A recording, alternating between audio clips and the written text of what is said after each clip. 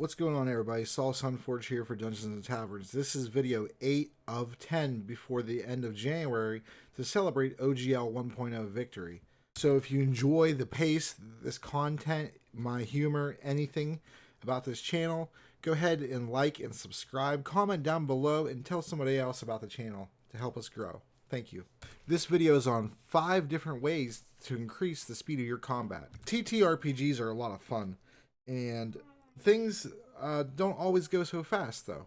Mostly it's the role play that people want to get to, although you have players who focus on combat. But no matter what, one fight of combat shouldn't take half of your session, or worse, the entire session. The people who don't like combat are going to get very tired of it, and they're going to want to check out the campaign. Those are the people who build the dice towers and things like that. That's what you want to avoid. The first tip is Dungeon Masters.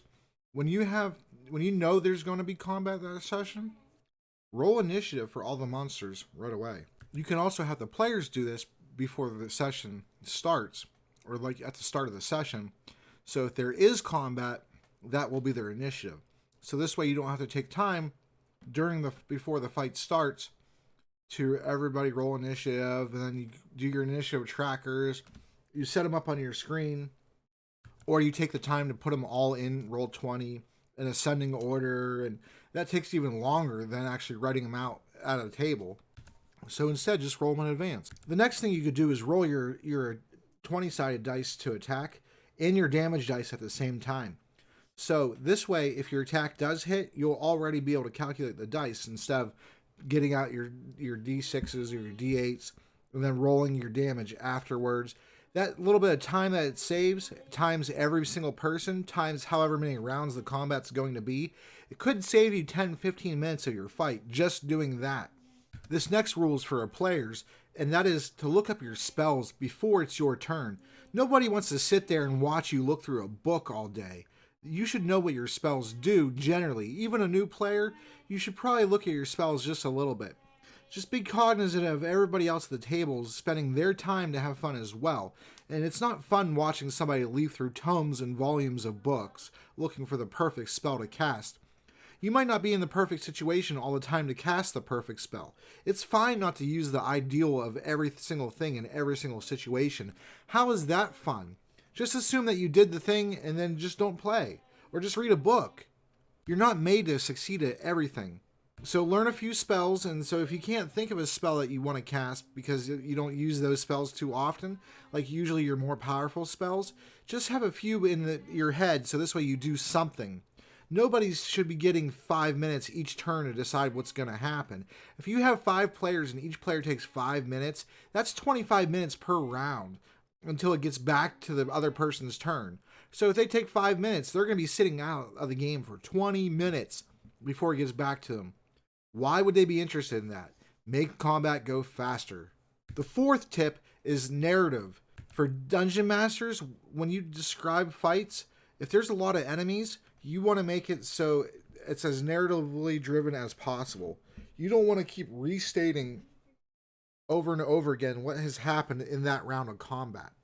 So what I suggest to you is give them a quick you hit, you miss, you hit, miss, things like that at the end of the round, and then give the flavor. You know, the rogue jumped over, acrobatically flipping over the fighter as he ducked down and crouched and let loose 2 arrows as the monk came in with fists, his drunken style technique, and a flurry of blows. Wow, the wizard in the back gets a fireball ready and casts it into a crowd of goblins, knocking them off the bridge.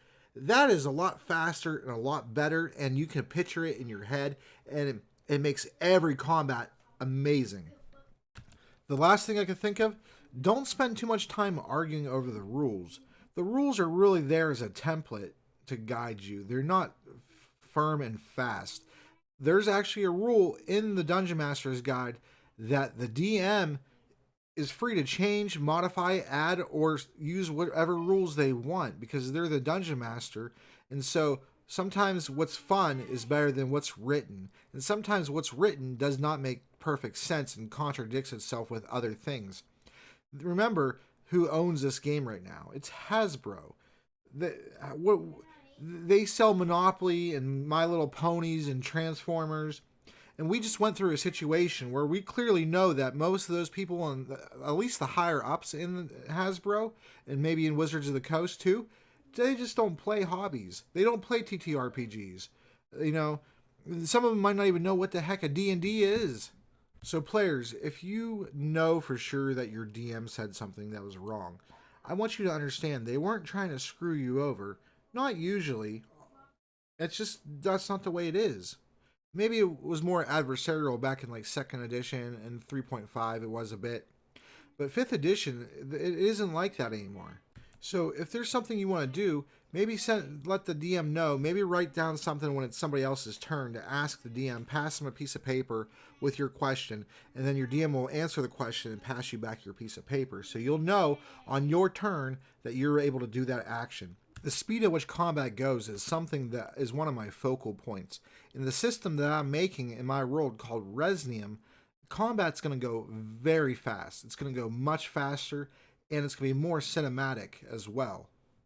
So hopefully you enjoyed this video, and this helps you out, DMs and players, to make things go a little bit faster and smoother in your world so you can get the combats done, and they'll be just as good, and you'll be able to get your role playing and get more progress made in your campaigns per session basis, which will actually shave off sessions, or you can use those sessions for more other things and create a bigger campaign but in a shorter amount of time.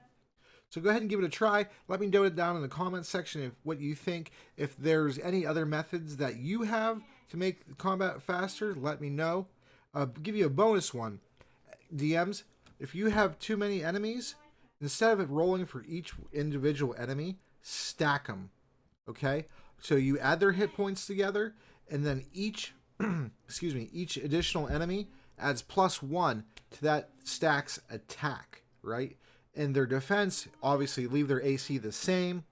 And if somebody casts a fireball, it would either hit all of them, or they all dodge it, or they all have a feat or something, uncanny dodge, or alert, or things like that. And make combat go a lot smoother. I use this when I have a whole bunch of armies and platoons and things like that I need to manage. When there's a whole slew of fighters, it makes combat go way faster. If you had, say, a 500 NPCs or creatures that you had to run in a fight versus maybe another side or the party or whatever have you, and then they all have abilities and their all attacks are all different and all that stuff, it's going to take you forever. You're going to take multiple sessions to get this combat done. That is not good. You want to get this combat done and resolved as quickly as possible while being as narratively driven as you can. And remember, that stack is going to make that lower level CR character much bigger threat. So you can feel free to use lower CRs and just make a bigger stack. So this is Saul Sunforge for Dungeons and Taverns. Hopefully this helps you run your game a little faster. Have a great night, and I'll see you at video 9 very soon.